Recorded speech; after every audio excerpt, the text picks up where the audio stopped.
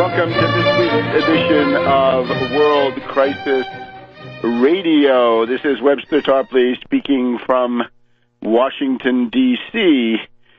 Now, the Kiev fascist clique has gone on a killing rampage in eastern Ukraine. In doing so, I gather that they have signed their own death warrant at this point, but what they've done is order certain military units under their control. There are some of the, what can we say, the regular army of Ukraine, if there is such a thing, but the principal forces engaged are the actual Sturmabteilungen, right, the outright fascist forces of right sector.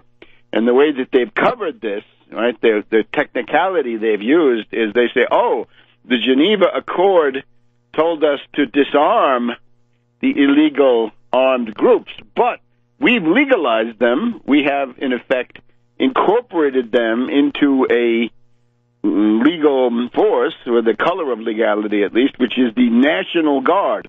So when you hear National Guard vis-a-vis this Kiev fascist cabal, National Guard means right sector, and that means the worst. Nazis, fascists, they're as bad as anything that there's ever been. So the news this morning is that this group is attacking some cities in eastern Ukraine, and they've started with Slavyansk. Now, Slavyansk is a key place because it has some militant people there, and because it's situated on that key road from Rostov-on-Don there in the southeast towards Kharkov, the second largest city of Ukraine, and it's one way that you'd have to get supplies in from Russia, although there are other ways much more directly across the border. Better yet, if you take Kharkov, you're going to want to go down that road to roll up the fascist forces there in eastern Ukraine. Some guy wrote me an email saying, I'm from Ukraine, I never met a fascist. Well, I suggest you go see Yarosh and Chanibok and the leadership of Right Sector and the leadership of the Svoboda Party, and maybe that will handle it for you. The situation this morning now is, according to Turchinov, many Russian dead, pro-Russian dead. Turchinov, the putsch president, the top fascist in the Kiev clique at the moment, an ally, of course, of Timoshenko, the gas princess, and kleptocrat. So Turchinov, many are dead. The attack started at in the middle of the night, 3 o'clock in the morning or so. Typical fascist sneak attack in this area of Slavyansk. And this is carried out in part by having these commandos rappel from helicopters, but in the process, at least 2 of the fascist helicopters have been shot down, and it may be as many as 4 fascist helicopters shot down. We're beginning to see rocket-propelled grenades and these light bazookas showing up more. What does that mean? Well, it means that they don't want to be sitting ducks. The technique is therefore that of the Nazi Einsatzgruppe, where you'd have the SS go in, and they would provide the framework, the umbrella for the operation, and then you'd have the Hilfswillige, right? The Hilfswillige, or Hebes, would be the right sector in this case. So they go in and actually do the killing. So many killed on the pro-Russian side, according to Turchinov, at least 2 helicopters shot down, and whatever happened to pilots and crews, that's anybody's guess. So that attack is coming. I think I said last week it's likely that something will happen on the 2nd of May. Well, there has been a large Russian, pro-Russian move this past week, which is the taking of the city of Lugansk, one of the 5 or 6 largest in the country, I believe, and that has been pretty much wrapped up by the pro-Russian side. The progress made by the pro-Russians was to seize about a dozen buildings, including those in Lugansk.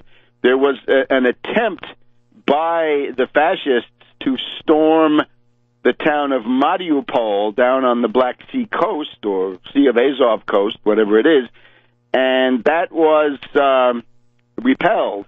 And this was so humiliating that the component of the Kiev fascist clique, Avakov, we know Avakov, A-V-A-K-O-V, Interior Minister. This is the guy we know as the jailbird, because he's the one who was put into prison in Rome because of his international real estate crimes and financial crimes. So I think the situation for these characters looks ominous for the Kiev characters. The other thing, the action has been extended to Odessa, and I think we don't need to pretend here, right? This is Novorossiya. It looks to me like Putin's intent is to use these methods that we've seen in Crimea to detach the entire Black Sea coast, reaching over to Odessa, which is the second port. It's a significant port. It's a large Russian city, traditionally Russian, absolutely no doubt about it. This is where we had the 1905 revolution, right? The Potemkin steps going down to the port. You've seen it, Battleship Potemkin by Eisenstein. That's Russia. So that corridor, which is more than a corridor, is going to leave Ukraine. Essentially what you're going to have is starting somewhat west of Kiev and going as far as it goes. You're going to have a landlocked Ukraine, which is centered on Lvov, essentially, on the fascist metropole of Lvov, and that will be the end of that, so that this will be a landlocked state, and it will not have any window onto the Black Sea. So that's all happening. Odessa, a big step forward, right? Bigger than Lugansk in some ways, but these are all big steps forward. In the course of the past week, we had the fascist leader Turchinov say the Ukrainian regime is helpless to maintain public order in eastern Ukraine. Well, at that point, under international law going back centuries, if there's a country that's your neighbor on your border, and they have chaos, anarchy, killing, and so forth going on, and that government is impotent to restore public order, then you have, under international law, the right to send in your forces to restore order. And that is in some ways the root of this entire responsibility to protect, which we know people like Samantha Power and Bernard Kouchner, they believe in so much, right? The R2P. Well, R2P is intervene to restore order, and I think they're going to get a dose of their own medicine. Now, in the course of the week, Putin made this very interesting remark saying, well, if they go ahead and try to hit us with sanctions, then we're going to have to look at foreign companies that are active in critical sectors of our economy, such as, for example, energy. And that means watch out, stockholders of ExxonMobil. Watch out, stockholders of Chevron. That means you. And if you allow Obama and this crew to push ahead with these idiotic sanctions, then you will get a haircut. You will be left holding the bag.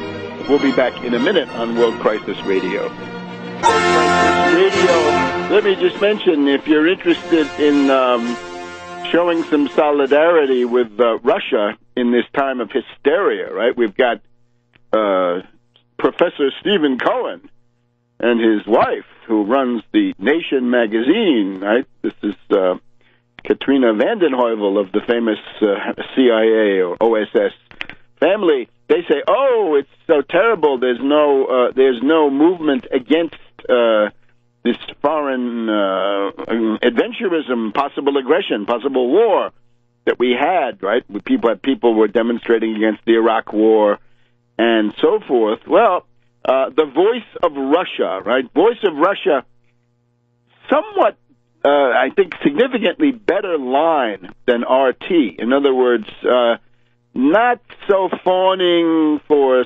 Snowden and Ron Paul and Assange and these people, right? More like the voice of Russia rather than RT. Who knows what that means? The voice of Russia will actually send you a St. George's ribbon. And this is important now. A week from today, here it is May 2nd in Washington. A week from today will be the 9th of May. This is when Russia, the Soviet Union, celebrates the victory over Nazism and fascism in World War II. Here in the West, it's actually the 8th of May. This need not concern us at the moment. So what you ought to do is go to the Voice of Russia page on the Internet, and you'll see that they're offering the St. George's ribbon, pro-Russian ribbon. It's actually orange and black, isn't it, with stripes? And they'll actually send you one. So you've just got to send them a mailing address, and that's a nice gesture. Right now, the UN Security Council is meeting, and I don't have reports on what's going on. I can imagine. Let's just go back to Putin for a second. He said, look, in terms of energy, we have to review the foreign companies that we've got working here in case these sanctions come down. Good idea for the presidents of ExxonMobil and Chevron to call up the White House and say, no, no, no, no, no. Not for those fascists in Kiev who won't fight. What kind of fascists are they? They don't even fight. Right? It's one thing to be a fire-breathing aggressor. We've seen that. Not good. But even more pathetic is a fascist who whines and says, we're helpless, says Turchinov. This is sort of postmodern fascism, I guess. All right. So Putin made the comments on energy. Putin then, yesterday, told the Ukrainian fascist group, you have to get your army out of southeast Ukraine. You got to get out of the south and the east. And that, of course, was to try to head off this terrible confrontation that's going on right now. This morning, the word from the Kremlin is, this is from Putin and from his spokesman, Peskov, that the Geneva deal is dead. That was the attempt to disarm the armed groups to get everybody out of buildings, everybody out of public squares. They never did it. And the Ukraine regime is still claiming that they are scrupulously respecting the Geneva deal. So the current attack was preceded, I think we mentioned, by the fall of Avakov, the jailbird, and he has now been replaced by the head of the SBU, the equivalent of the CIA, or BND, or DGSE, one of these. So this is now in an escalated combat phase, and we'll have to see about that. I should have mentioned on the Einsatzgruppe, the most, or quite detailed and authoritative account of this, there's a book called Ordinary Men by a historian by the name of Browning, and he describes the Einsatzgruppe and the Hiwis and how this is all done. The IMF has extended a helping hand to the fascist clique, although, watch out, it comes with conditionalities, right? And the conditionalities are, of course, genocidal austerity against the Ukrainian people. It's one of the big things that's destroying this puppet regime. We saw Madame Lagarde, alias Lagarde. Madame Lagarde came out this week and said, oh, we had to act quickly to save the situation there. But, of course, they're demanding their entire neoliberal wish list of lunatic genocidal austerity, double the price of gas, destroy the social safety net, gut the services, and so forth. They promised $17 billion. The immediately deliverable is at the very most, $3.5 billion. Most of that is owed to Russia. Let's see if they pay. That problem of paying for the natural gas underlines again the folly of attempting to have an independent Ukraine. It cannot be economically viable, and it therefore fails to meet the test that Rosa Luxemburg set up. Can this state, this entity, right, the Staatsgebilde, can it exist on its own?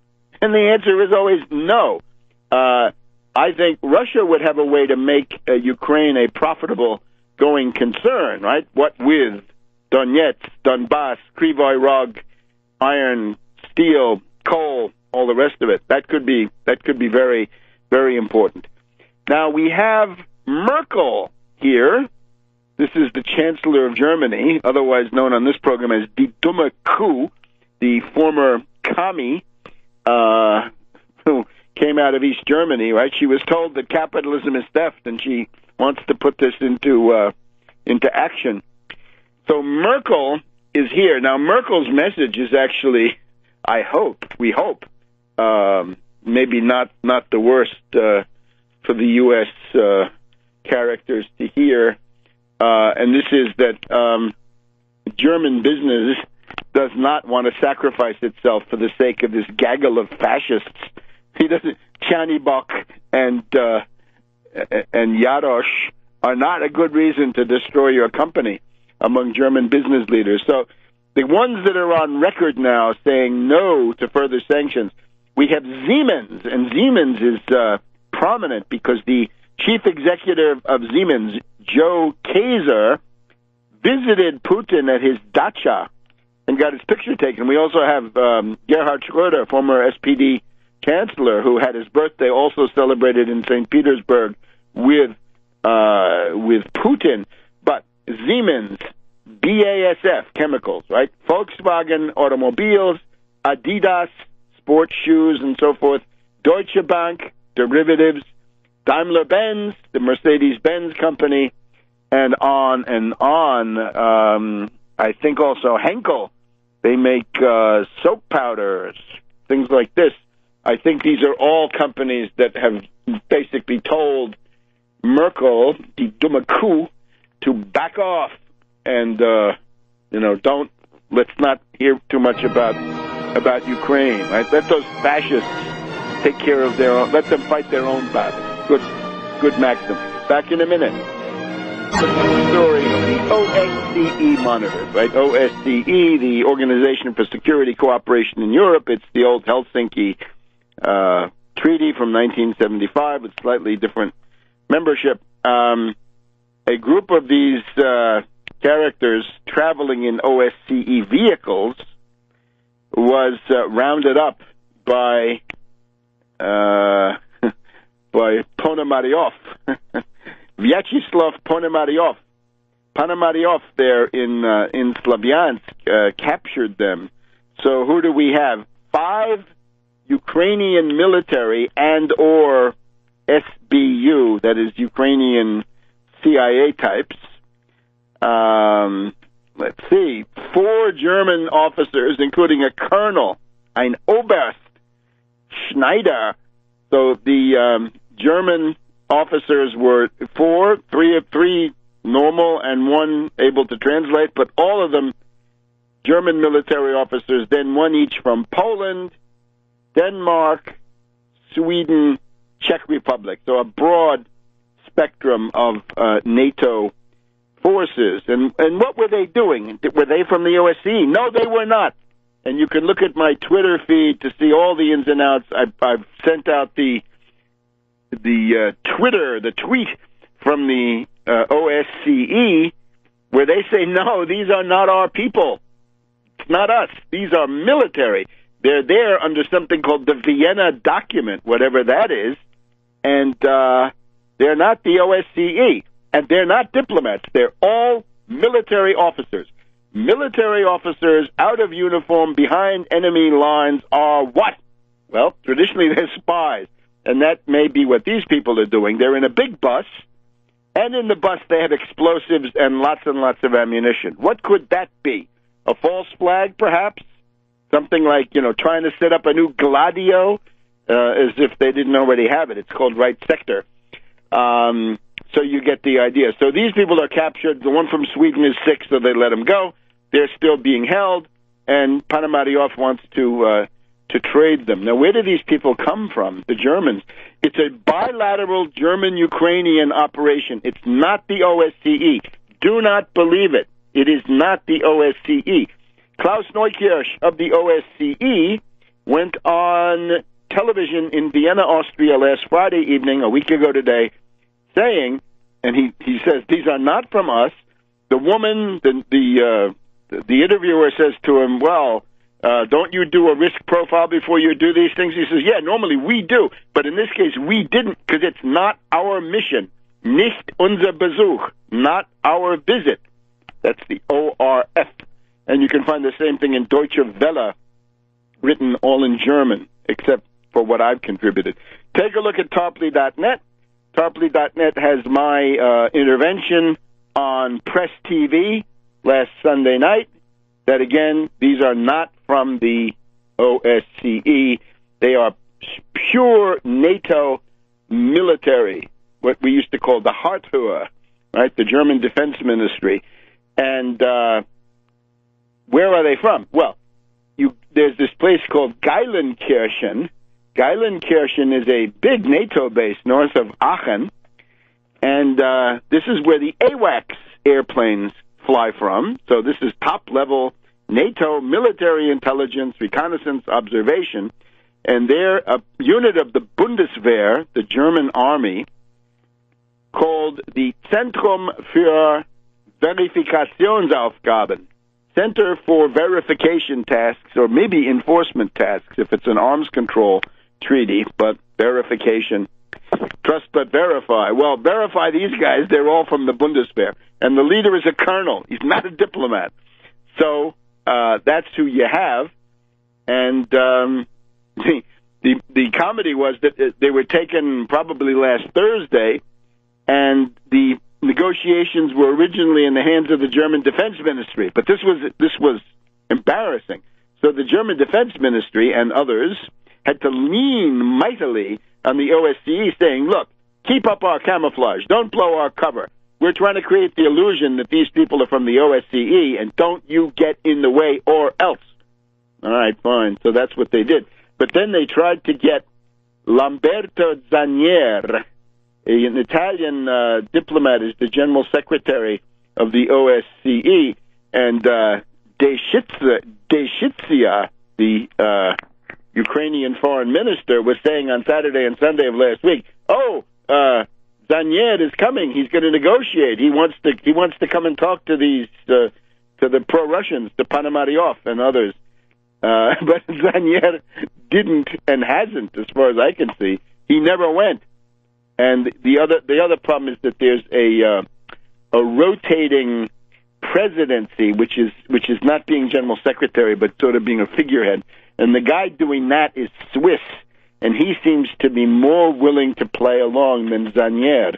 Zanier is from far northeast Italy. He's not playing along with that so much. The Russian Foreign Ministry says, look, if you're going to do the Vienna documents, you've got to do notification, and you did not. And you would have to notify Ponomaryov and company, as well as the People's Republic of Donetsk in Donetsk, since that's the one that calls itself a government. But you didn't do that, did you? So those guys are being held. So let's not waste any tears about them. We hope that a prisoner exchange can be arranged because, of course, the Kiev fascist clique had kidnapped, arrested a number of mass popular leaders in those eastern cities that really ought to be given their freedom, and then you could have an exchange, and that would work fine. So that and you can see what is the goal of this. We just went through all of those German companies that don't want to hear about sanctions. No more sanctions. Nix sanctions nix Sanktionen, they say. Well, then you've got to get some hysteria going, and what better way than to allege that these 4 German officers are really diplomats and they're really being held by nasty Ponomaryov, even though they're from the OSCE. So there you have that, and of course, as I think the Russian Foreign Ministry said today, this attack now on Slavyansk is not helping the condition of those guys, right? Maybe one of the goals of this is that the right sector would like to kill all of those officers and then try to pin that on Ponomaryov and his forces. All right. Now, Breedlove, the NATO commander, is a jerk. Breedlove of NATO, and he says, "Oh, look, we're sending these troops, these token forces, 150 here and there, Baltic states, Latvia, Lithuania, Estonia, Poland. This just to reassure them it's all defensive. Don't worry. You're a fool, Breedlove." And what this actually shows is the American people never knew what was being sold to them. This is now one of the crimes of Clinton. Clinton is responsible. Under Clinton, NATO expansion was pushed. In 1990-1991, Manfred Werner, the head of NATO, said, "We are not going to push NATO to the east. We're not even going to push it into the eastern part of Germany. We're going to leave East Germany free of NATO." And that maybe, according to some, has been respected. But what good is that if you then push on to Poland and Latvia and Lithuania and Estonia, practically to the gates of St. Petersburg?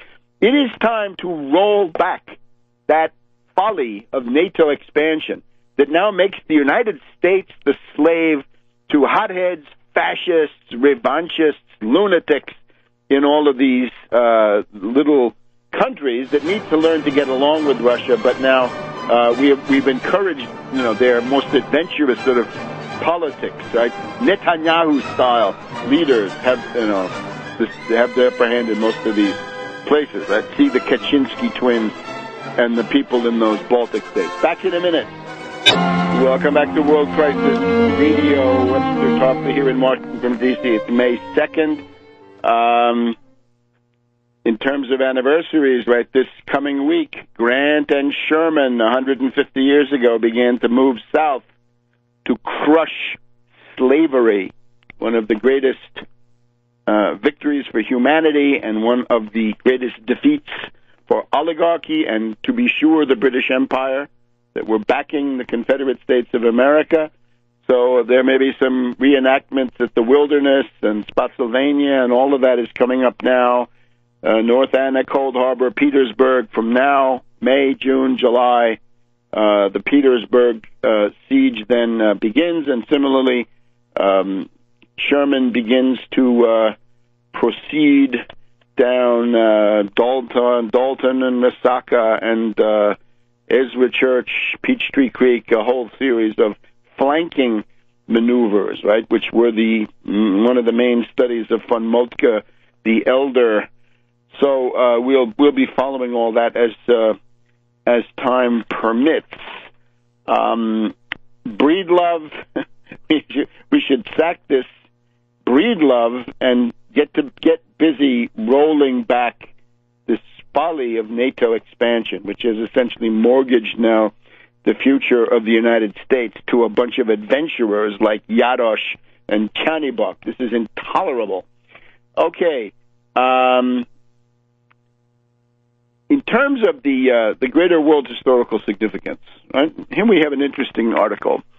Christopher R. Hill, former U.S. Secretary of State for East Asia, has been ambassador to Iraq, South Korea, Macedonia, Poland, Kosovo, Dayton Peace Accords, North Korea, all the rest of it. So, fairly significant State Department figure. On a website called Project Syndicate, which is opinion pieces, op-eds, his article of April 21st, The End of the New World Order. The End of the New World Order. I'm sure Ron Paul is disappointed because Ron Paul was supporting globalization worldwide free trade and a worldwide currency. But for Christopher Hill now, it's the end of the New World Order. He writes, Russia's annexation of Crimea and intimidation of Ukraine appear to mean the end of a 25-year period whose hallmark was an effort to bring Russia into greater alignment with Euro-Atlantic goals and traditions. Now the question is, what comes next? The challenge is not so much Ukraine. Ukraine will continue to lurch from one crisis to the next, as it has for this time, 23 years. More, it's a problem of Russia and regression, recidivism, and revanchism. Well, the three R's of Christopher Hill. What he's complaining about is the globalized system, right? The neoliberal absolute primacy and even sacred quality of predatory, parasitical speculation. And indeed, the backup of that was NATO running wild across the earth with really no break, no check. And that, I also believe, is ending. So I welcome that. We've just got to make sure that it goes far enough and fast enough. Now, in this regard, we have the distinguished Russian economist Sergei Glaziev, and he has been putting out in the second half of April at a meeting of the Moscow Business Forum and other settings. He has put forward a series of economic measures, self-defense, dirigism. I think it's one of the Russian publications says Glaziev is a dirigist. Yes, dirigist, protectionist, neo-mercantilist. You can call it what you like. This is what Cassius Clay, Lincoln's ambassador, was trying to convince the Russian manufacturing class to drop free trade and go with protectionism, and that was the night the British ambassador's aide freaked out. So Glaziev says, let's get ready, let's be ready if the U.S. hits us with heavy sanctions. Notice Glaziev himself, personally, has been sanctioned, right, along with Rogozin and some of the oligarchs, frankly, that are close to Putin. He makes clear one obvious one that will get everybody's attention, right? If we are sanctioned by the U.S. in a heavy-duty way, we must default on all U.S. loans. Don't pay. Of course not. What are you, crazy? You're not going to pay. Others in Moscow had talked about confiscation of U.S. investments and property. That's certainly a definite possibility, right? Remember, the great principle of international affairs is reciprocity. You do something to them, they are guaranteed to do it to you as soon as they can and as soon as they're capable. Now, he also wants to increase the international role of the ruble. This is a good thing. The only thing is you got to realize what it takes. And what it takes is a broad, deep, liquid treasury bond, treasury bill market, GKO market. You've got to be able to handle $1 trillion a day and $4 or $5 trillion on special days without batting an eye. And that takes some doing. Right? It took the U.S. 100 years to get more or less to that point. He also wants to transfer Russian assets that have to be abroad from aggressive pro-NATO countries to other countries that are more neutral. And then the most interesting part comes when he says, if we're cut off from foreign lending, if we can't get loans from the London market, if we can't float Eurobond loans or whatever it is, then we've got to go to an autarchical system. The autarchical system would be having the Russian central bank deliver cheap, long-term credit for production. Does that sound familiar? Cheap, long-term credit for production. This is essentially a version of what I have been recommending lo these many years, which is a credit stimulus, 0% or as close to that as you can get it, 0% long-term century bonds if needed, and preferentially channeled into productive activity, infrastructure, and agriculture and manufacturing as a means of keeping the national economy going. So this is the interesting part of Glaziev. It's a very interesting package. The thing that he doesn't seem to have, and maybe I just haven't got the right forms of his statement, you're going to have currency controls and exchange controls. This was already true for Mahathir Mohamad and Malaysia back in the Asian contagion, almost 20 years ago now. 1998, the Asian contagion, the country that came through that best was Malaysia, because they put in exchange controls and capital controls. That's what you're going to have to do. And again, you have to realize, what's the story in Moscow, right? You've got two groups. The Siloviki.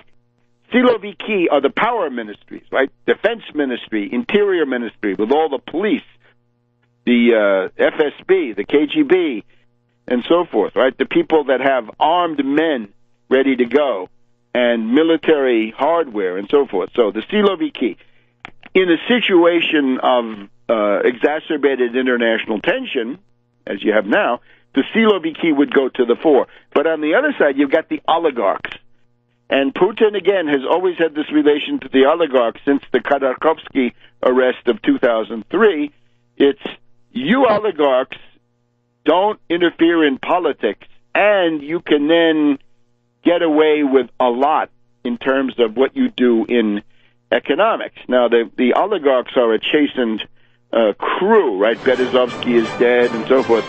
But in the group around Putin, you have got German Gref and you've got Kudrin that I've talked about continuously. Those guys are still arguing for neoliberal economics and free trade. Back in a minute. Well, welcome back to World Crisis Radio. This is Webster Tarpley here in Washington, D.C.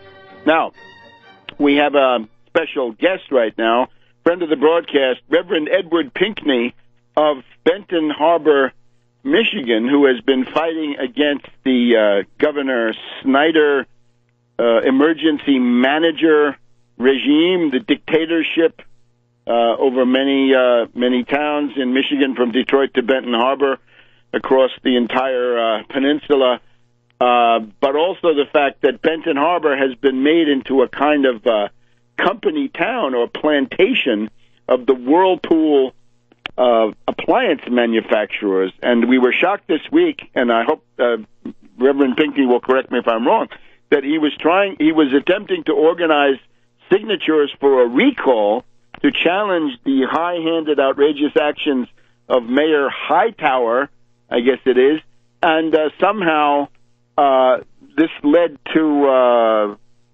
Reverend Pinkney being arrested and even for a time confined at home. So, Reverend Pinkney, is that correct? Is that the situation? That is absolutely correct, Webster. I tell you, it's been one of them weeks that you dream about as an activist, but the only shame part about it that you was arrested.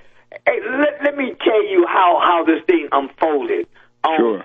On April the 24th, which was my wife's birthday, Dorothy, I'm taking her out for an early dinner, and I'm going up to Kalamazoo, which is about 30 minutes away. But before I can get to Kalamazoo, my phone is jumping off the hook. They're telling me that the sheriff department with the SWAT team had blocked off the streets and surrounded my home. They say it was at least 30 to 40 deputy or law enforcement agents at my house. They was all over the place. Nobody can get in the city, on the street, and nobody could get out of the street. If you was in the house, they told everybody to stay in their homes, do not come out. And here I am wondering what is going on. So, you know me, I finished my dinner, and I called my attorney and had him call this corrupt prosecutor, Michael Sepik.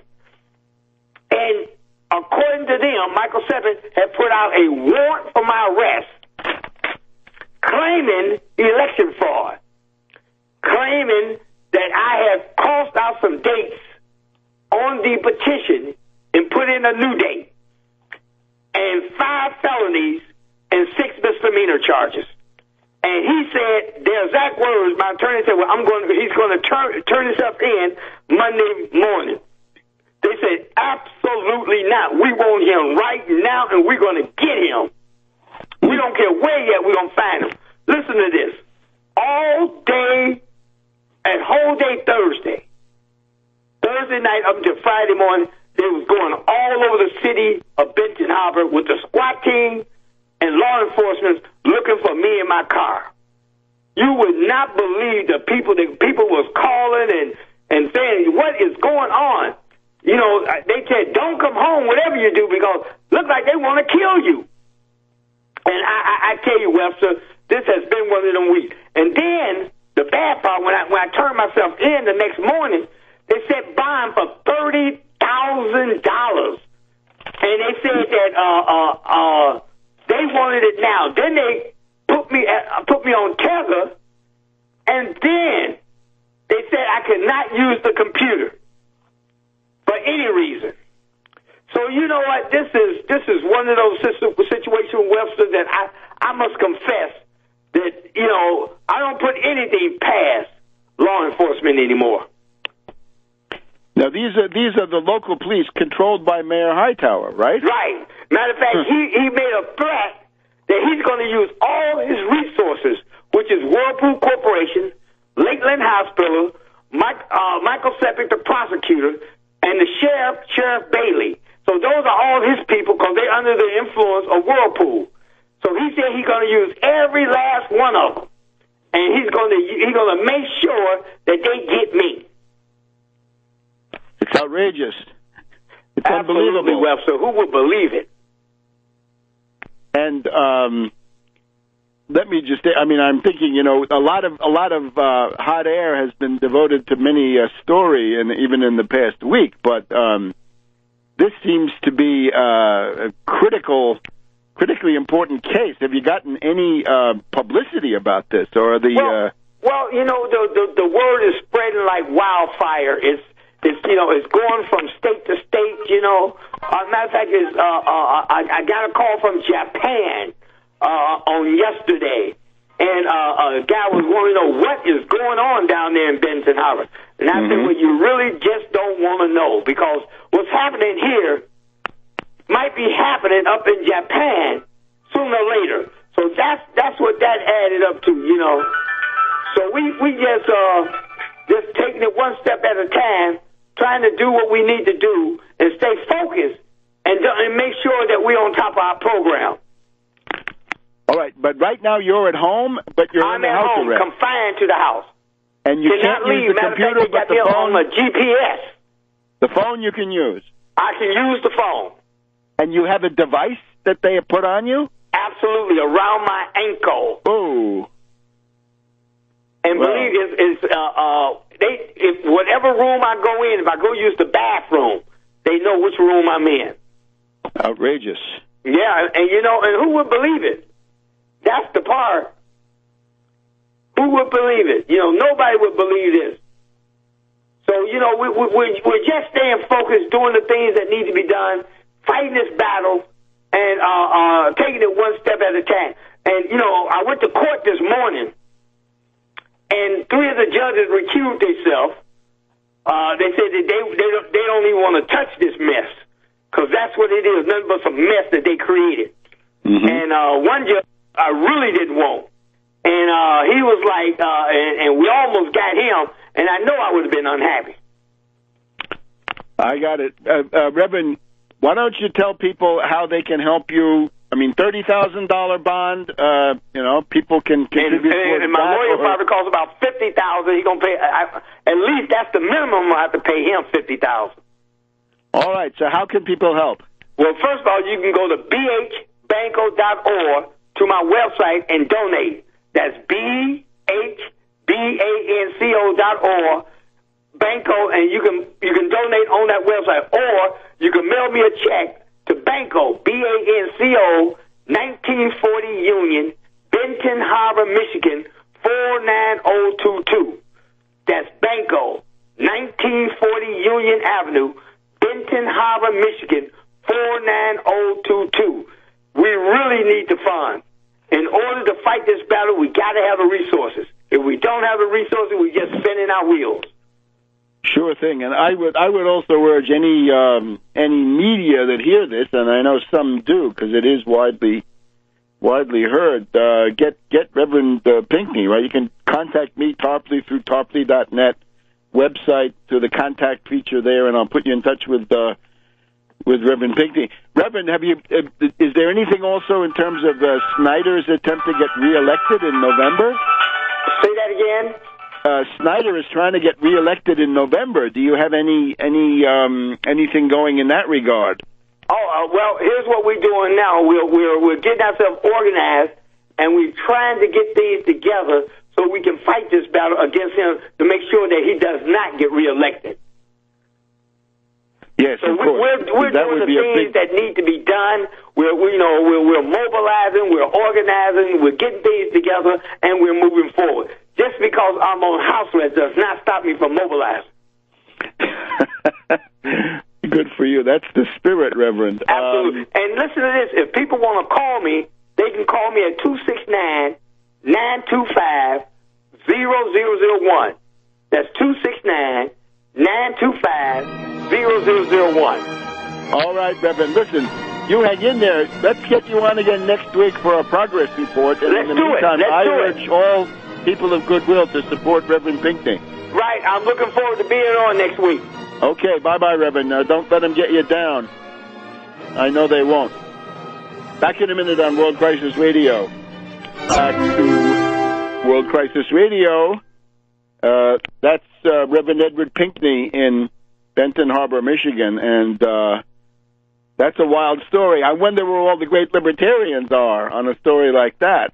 You try to work within the system with petitions and majority votes, and 5 felonies, 6 misdemeanors, $30,000 bail. So remember, Reverend Edward Pinckney, 1940 Union, Benton Harbor, Michigan, 49022, and it's payable, I guess, to him or to B.H. Banco, B-A-N-C-O. This is an organization of African-American ministers and others, and they've been absolutely critical in fighting the fascist Governor Snyder and his emergency manager law, which I like to call the Little Hitler law, because it sets up a little Hitler in every one of these cities.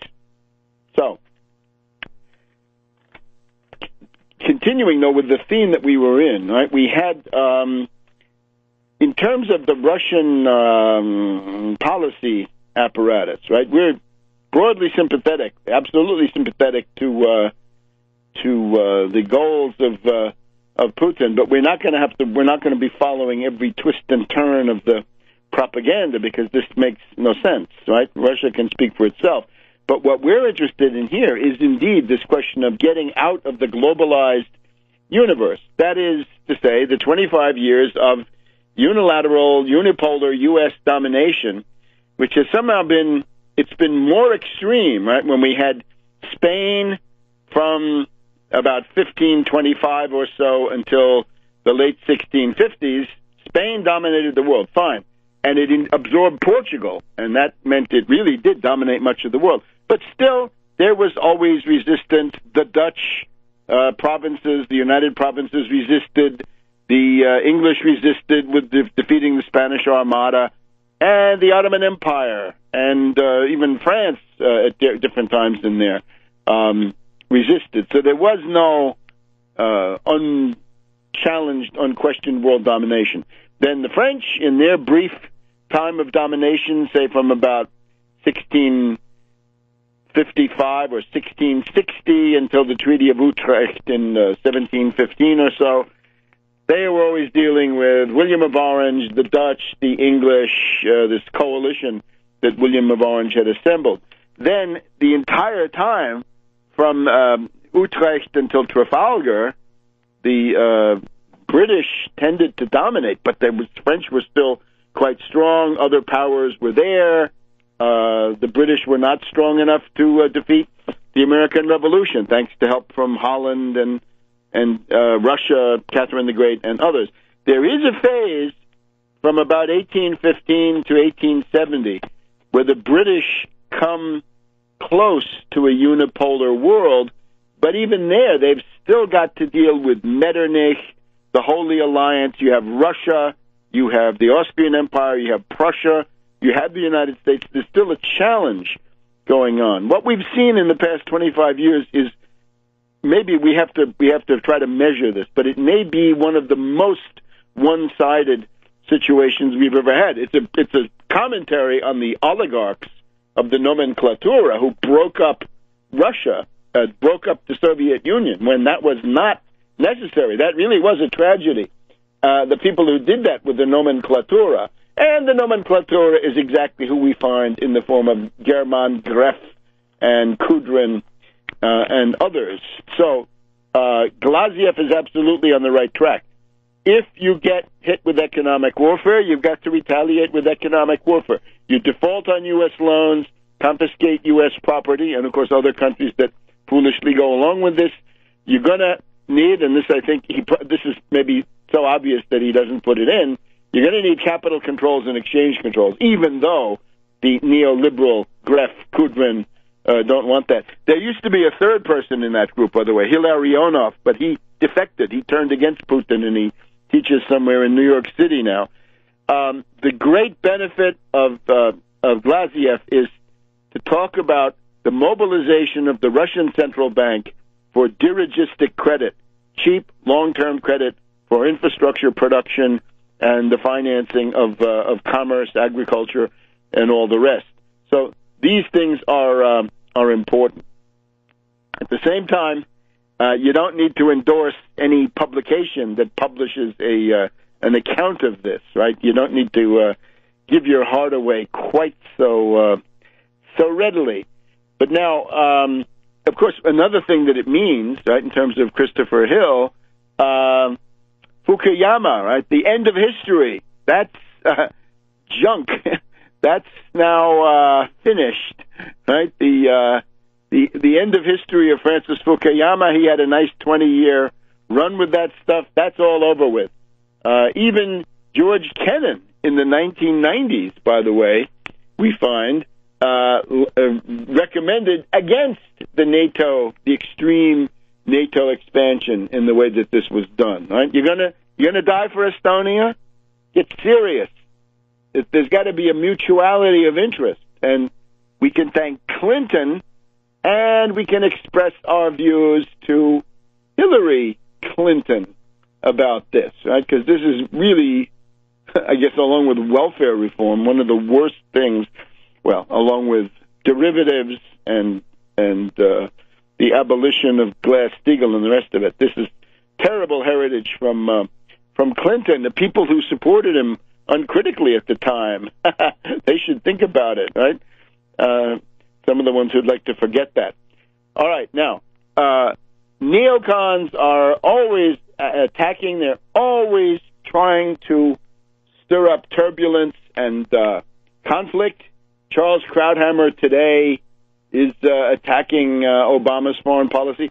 Obama's foreign policy is broadly representative of what the American people want. That is to say, to back off from this stuff, to not be upfront in attacking Russia. We've also got today Buck McKeon, Congressman Buck McKeon of California from the House Armed Services Committee. He doesn't like what went on in Syria. He doesn't like what went on in what's going on in Ukraine. And they're going to have hearings next week on the defense budget. The point of all this is these critiques are a mishmash because they want to criticize Obama for bombing Libya, which I agree, that's terrible.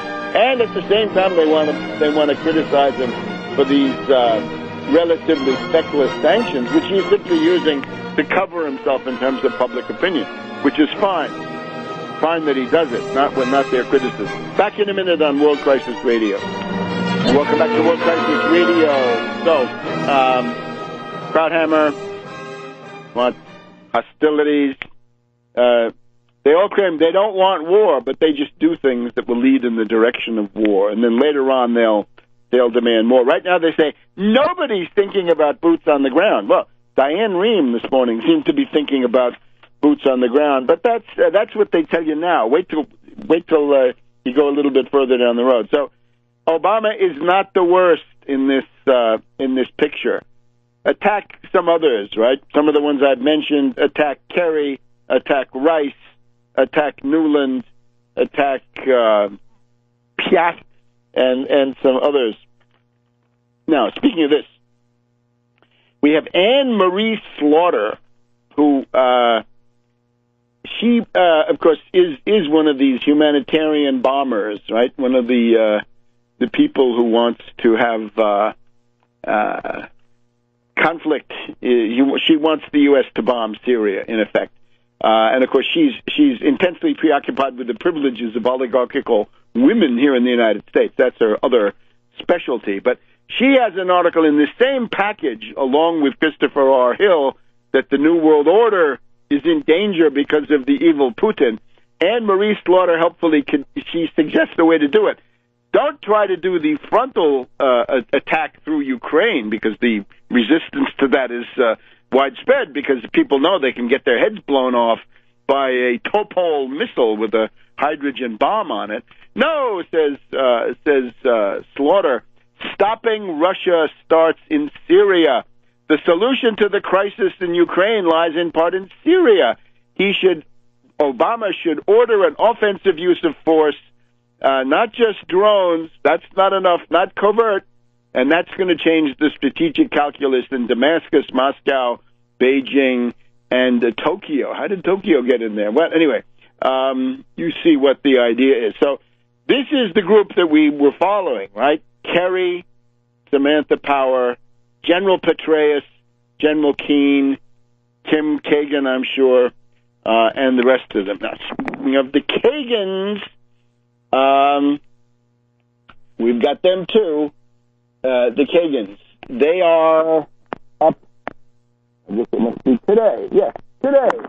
Robert Kagan, this top neocon advisor to Mad Dog Romney in the campaign, along with all the rest of the bellicose chicken hawk neocon, senior fellow at Brookings, his monthly column. Okay, he's more concerned with Egypt. We're going to get to him in just a minute, but you get the idea that they're interested in lashing out. Right? They've got to get something going somewhere so that they can change popular thinking.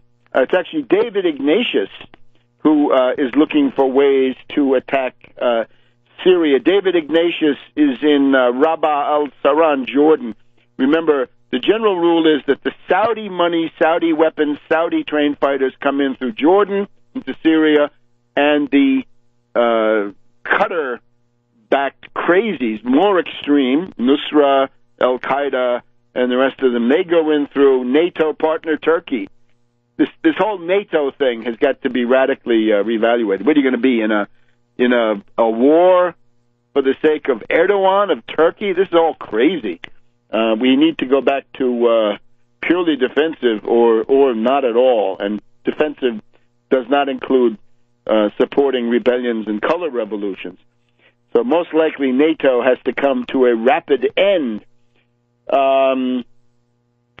According to Ignatius, they're still in despair, right? Aleppo is, I think by the end of the summer, the fighting in Aleppo will be over. But Ignatius's point is the rebellion against Assad is headless and leaderless. Yeah, good. Wonderful qualities after 3 years and a half of fighting. On the southern front alone, the Jordan front, 55 separate brigades, and now they're concerned that the crazies, the Nusra, the ISIS, and the rest of them, funded by Qatar in the north of Syria, they're now trying to get in through Jordan, although that hasn't been working so well. And here we have an interesting quote from another State Department worthy. This is Ryan Crocker, widely respected former U.S. ambassador to Syria and Iraq. This is the Crocker Bank, I believe. He talked to a think tank in Washington on Thursday, quote, as bad as the Assad regime is, there is something worse, which is extreme elements of the opposition, close quote. Bravo Crocker, now why don't you change your lunatic policy of supporting these people if they're worse, right? Because that's who you're going to get. You're going to get in revolutions, it's generally the most radical faction that takes over.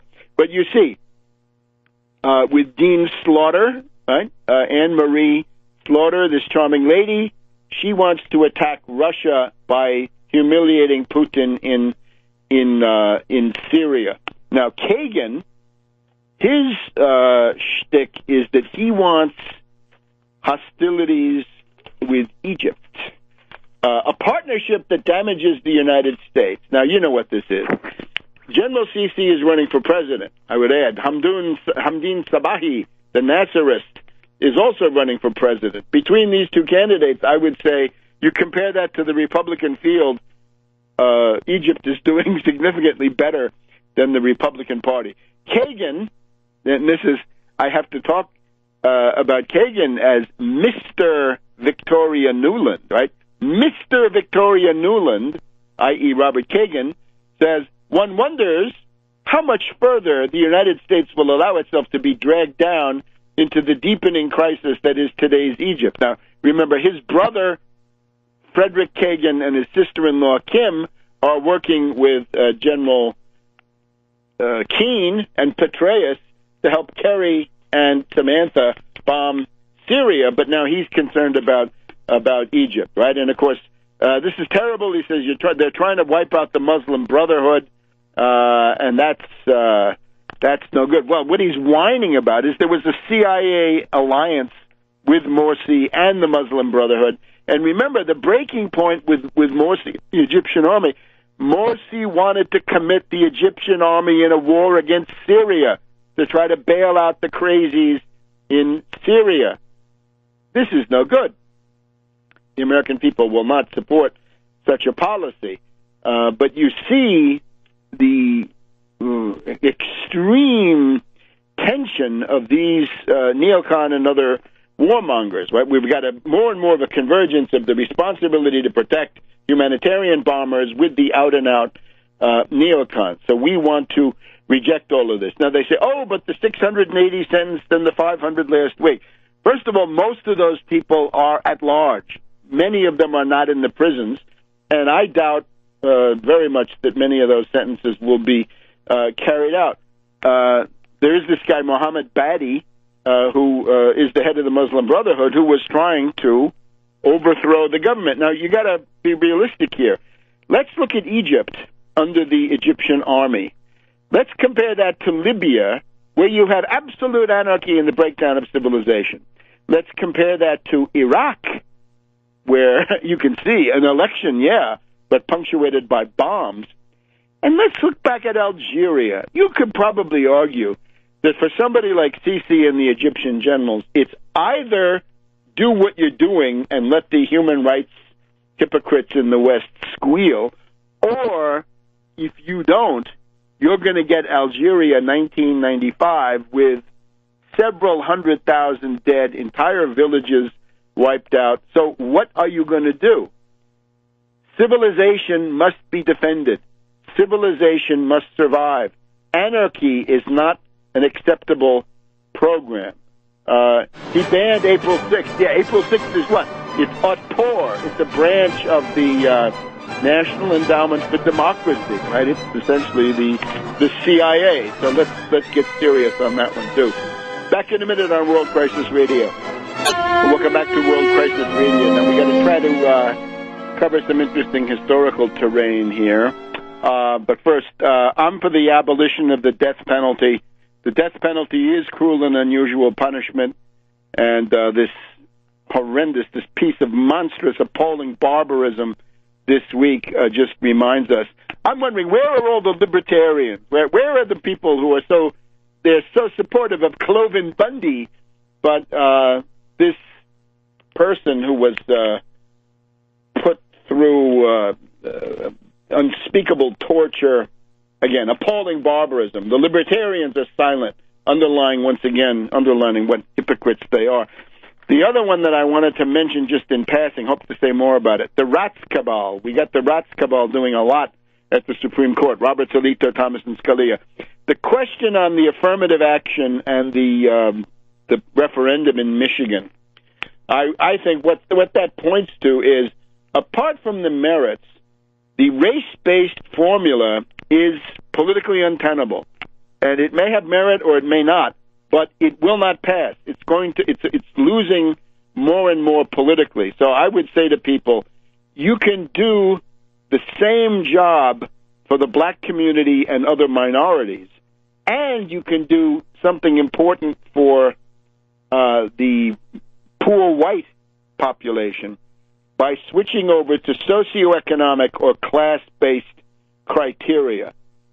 And this would then be politically viable because this would have broad support. In other words, instead of a race-based system, which is cynically used to divide, the class-based system would, by its very nature, unite mass forces in order to force an expansion of opportunity rather than simply the division of a shrinking or existing pie. The leader in this kind of research, and I'm not endorsing, I'm just saying you want to read up, is the Century Fund, the Century Foundation. I'm sorry. It used to be the 20th Century Fund. They employed W.S. Wojcinski that we've talked about on the program. It's not Wojcinski anymore, but it's a guy called Richard Kahlenberg, Kahlenberg.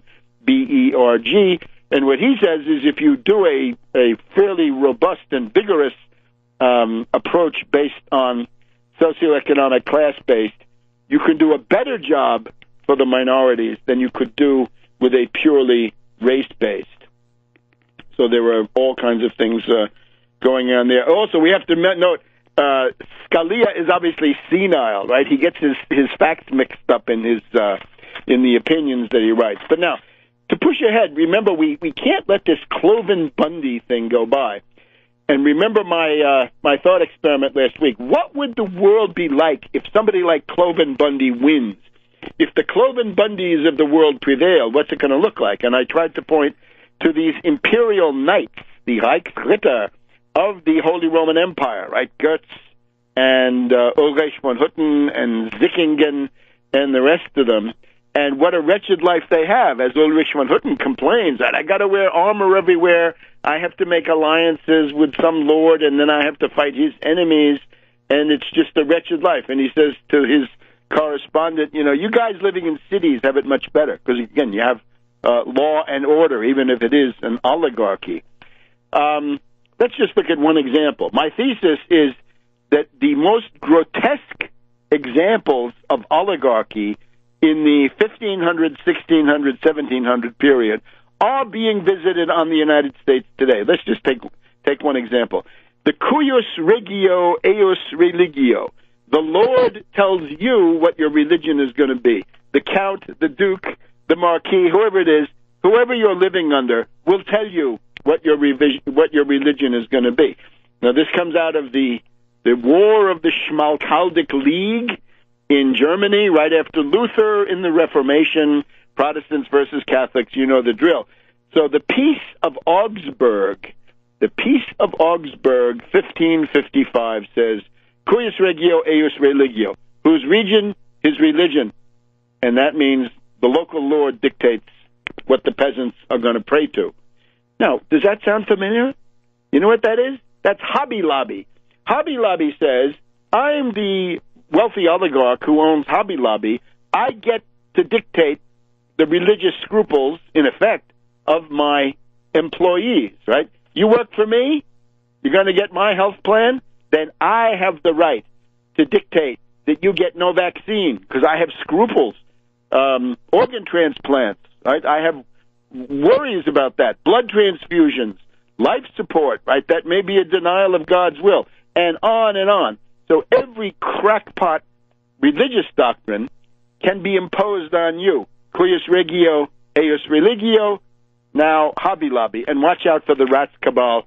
They're coming after you. Now, remember, the cuius regio was considered a German liberty. That meant liberty. And remember that liberty in those days, up until the dawn of the modern era, not so many centuries ago, liberty meant special privilege, and it meant special privilege for oligarchs. So that's what the Hobby Lobby comes down to. But now let's look at an even more extreme case, right? We talked about the Holy Roman Empire. That came to an end in 1805. It was huge, and then it was gone. Napoleon finished it off. Let's look at Poland. Poland is interesting because we're talking about Cloven Bundy and his anti-government point of view, and we have to remember that this critical part of Western Ukraine, where the fascists are running wild in Lvov, that was part of Poland, right, until, the late 1700s. Now, this question of the Republic of Poland, right, before the partitions, Poland was wiped off the map about 1795 and didn't come back again until right after World War I, the Treaty of Versailles. So what did this place look like? It is the place where the landed aristocracy, guys like Cloven, landed aristocracy, latifundists, big landowners, they win out over all the other groups. And in Europe, you can distinguish the French and the German kingdoms, but Scandinavia, France in particular, absolutism, right? Louis XIV, I am the state, very strongly centralized dictatorship of the king, if you like. Then there's the English system. The Dutch have something similar, mixed form, which is parliament and oligarchy, business-oriented, and so forth. But both of these are capable of action. In the case of Poland, the landed aristocracy, the so-called szlachta, the low level, and then the magnati, the big sort of princes, they win out. This is a fairly numerous group. Estimates go from 8% to 15% of Poland were noble. Noble. That's way, way higher than any place else. The low end of the scale is England, right, where the country squire is a squire, he's a landowner, but he's not noble in the English system. Now, the old Polish kingdom, it's an elective monarchy, like the papacy, like the Holy Roman Empire, right, where you have to elect the next king when the old one dies. And the main issue here is, once again, not German liberties in Poland, but Polish liberties, known as the Golden Liberty. The Golden Liberty is a fierce suspicion of central authority and a perpetual invitation to foreign interference, because in the Polish Diet, the Polish Diet breaks up into a French party, a Swedish party, a Russian party, and from time to time maybe a German or Prussian party towards the end. The royal elections were a cockpit of foreign influence, bribery, and intrigue. Now, this place was strong enough to save Vienna and Europe from the Ottoman Turks in the 1680s, but then by 1795, 1800, it's gone. It's totally disappeared. It's partitioned, broken up among Russia, Prussia, Germany, and Austria. Now, how did this come about? Well, there's one big thing. The liberum veto. The liberum veto meant that when the Polish aristocracy, or better yet, their representatives, met for their assembly, one vote could block everything. No matter how many were for it, it could be 99.99999%. As long as there was one of them saying, no, I don't allow it, the thing was blocked. It was blocked. Does that sound familiar? That sounds like the filibuster. That sounds like what goes on in the U.S. Senate. Any oligarch in the Senate gets to block it. And, of course, in an extreme case, they could explode the Diet. Exploding the Diet meant that everybody has to go home, come back next year, and all the work that they'd done in a session lasting weeks or months was immediately wiped out.